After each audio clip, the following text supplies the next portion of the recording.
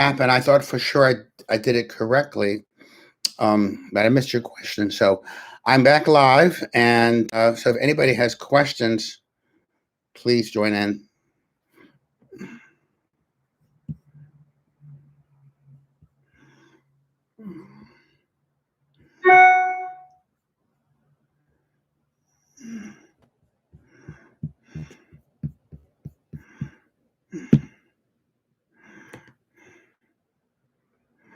I think okay. Okay. I see a few people here. Thank you very much for saying hi. I don't know what happened, but let's just go on questions. Okay, had a question.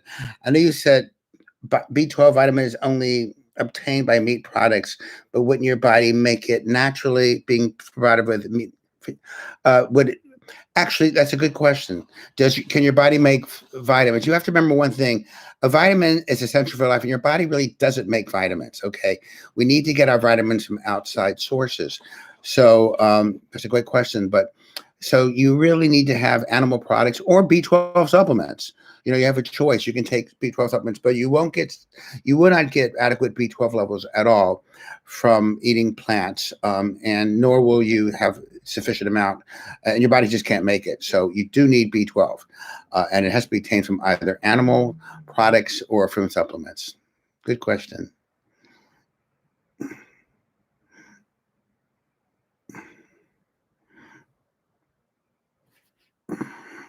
Okay, if you miss keto, aren't you just eating a very high fat?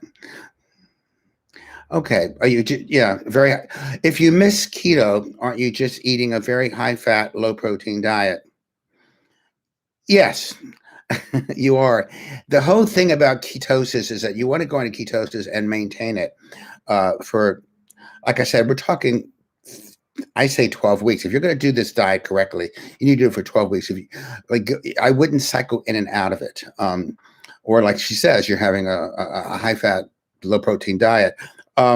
And so I would say that the key there is to be strict for the first 12 weeks. After you achieve some weight loss or achieve whatever you want to achieve, then you can start to cycle it.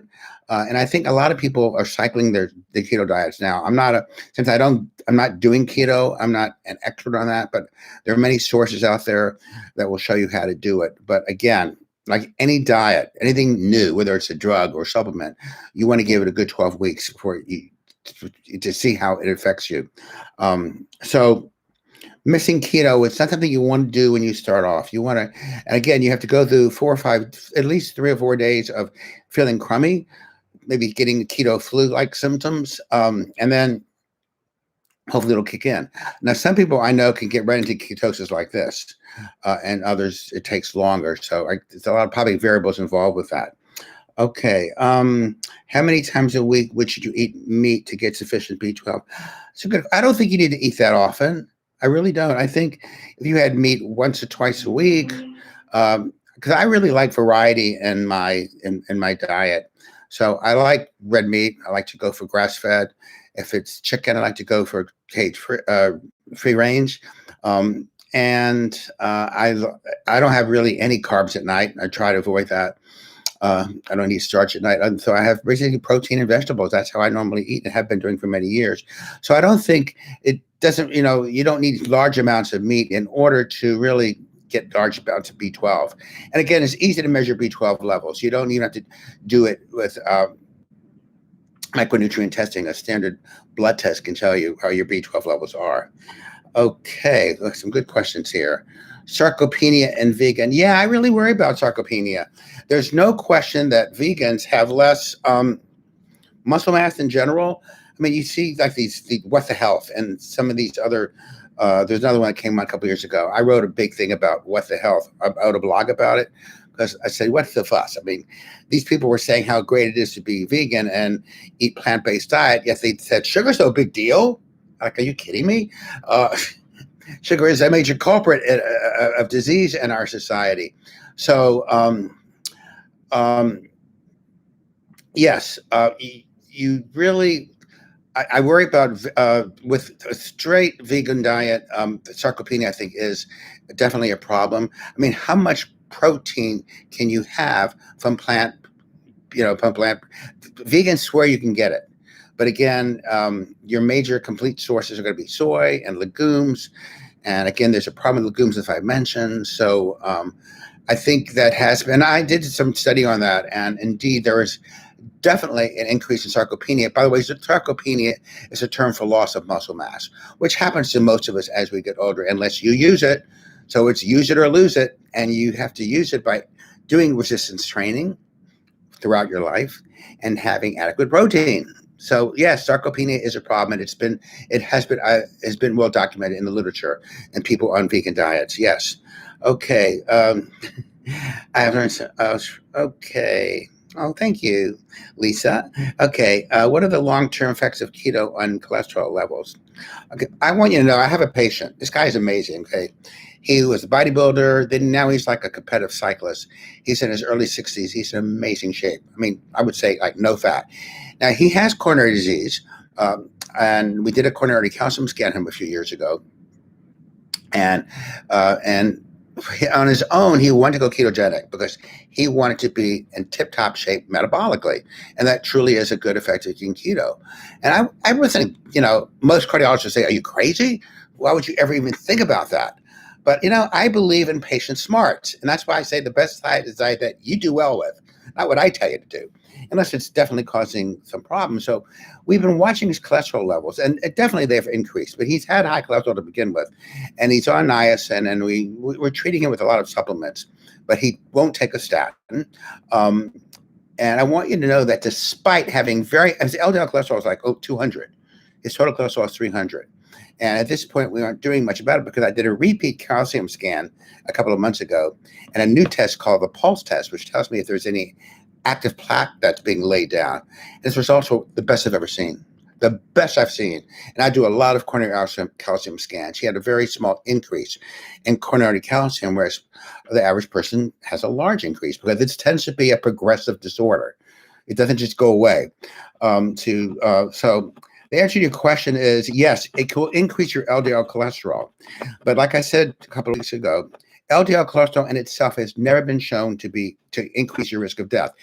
So yes, a ketogenic,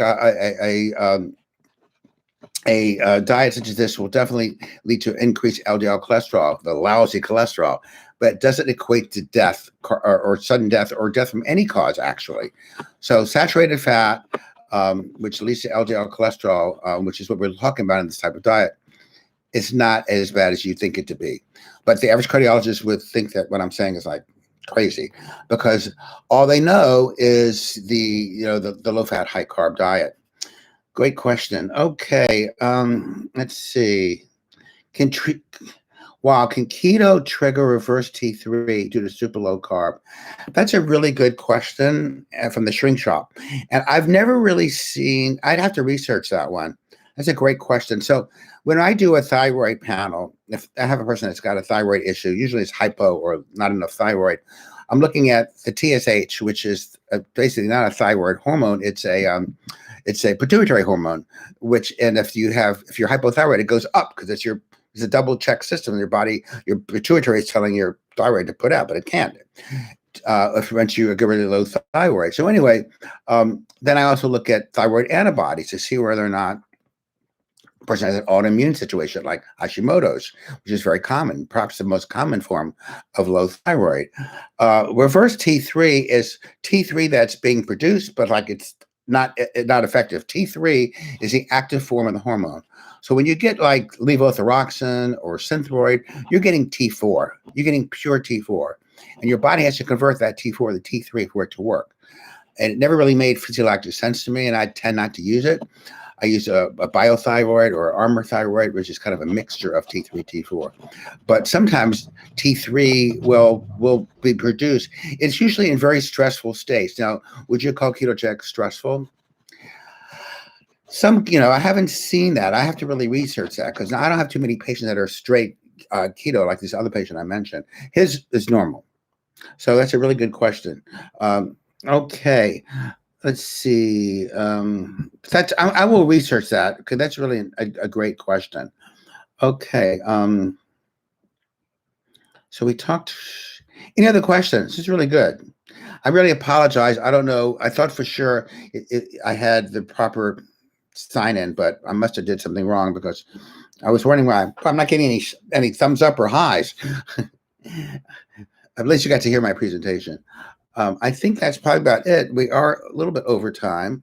So thank you so much. Now, listen, if you have other topics that you would like, please type them in the suggestion box, or we do read those because I really want to give you what you want. Next month is going to be exciting because May is Women's Health Month. So we're going to switch over and talk about hormones and women's health. And June is Men's Health Month. So we're going to do a couple of different things during both May and June. But really, any suggestions you have, and we love to hear it. And I'm active on Instagram and 𝗪𝐷 Elkin, and also on Facebook, Heart-Wise Fitness and a Longevity Center.